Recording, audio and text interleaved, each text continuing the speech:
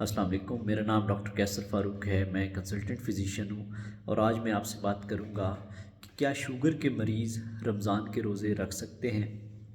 तो इसके लिए कुछ हदायत हैं जिनको मैं आज आपसे डिस्कस करूँगा कि अगर आप शुगर के मरीज़ हैं और आप रमज़ान के रोज़े रखना चाहते हैं तो उसके लिए क्या क्या चीज़ें जिन पे आप अमल करके रमज़ान के रोज़े आसानी से रख सकते हैं।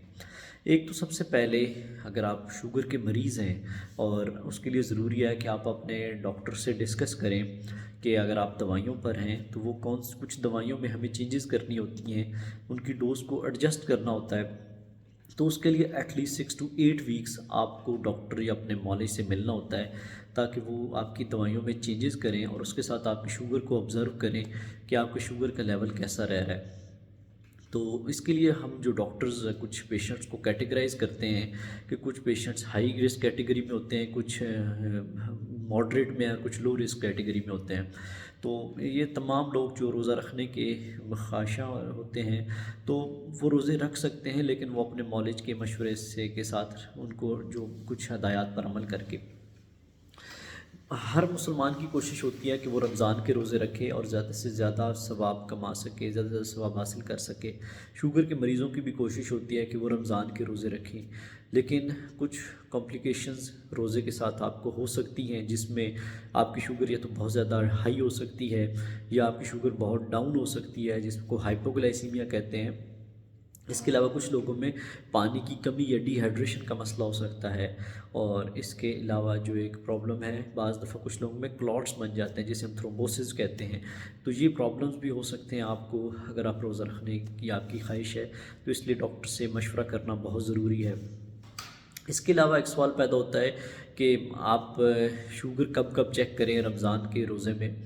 तो उसके लिए ये है कि अगर आपने सहरी से पहले अपना एक दफ़ा शुगर लेवल चेक कर लें, और उसके बाद अगर आप जब सुबह उठते हैं उस टाइम एक दफ़ा शुगर चेक करें, और मिड डे में यानी कि दोपहर के टाइम अपनी एक दफ़ा शुगर लेवल चेक कर लें, और अफ्तार से पहले चेक करें यानी कि आप रोज़ा जब खुलने के करीब टाइम होता है उस टाइम चेक कर लें, और अफ्तार करने के 2 घंटे बाद शुगर चेक करें।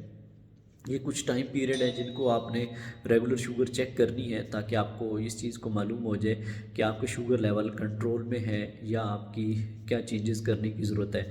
इसके अलावा आप जब आपको कोई हाइपोग्लाइसीमिया की अलामात आ रही हों या हाइपरग्लाइसीमिया की सिम्टम्स आ रहे हों, तो उस टाइम आप शुगर चेक कर सकते हैं।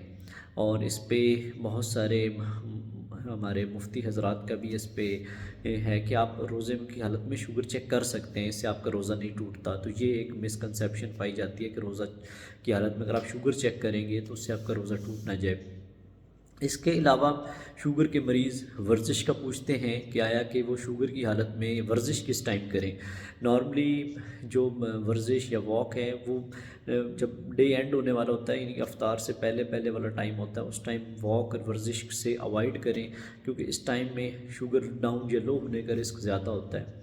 इसके अलावा जब आप रोज़े की हालत में हो तो आप बजाय उसमें वॉक और वर्जिश अवॉइड कर लें।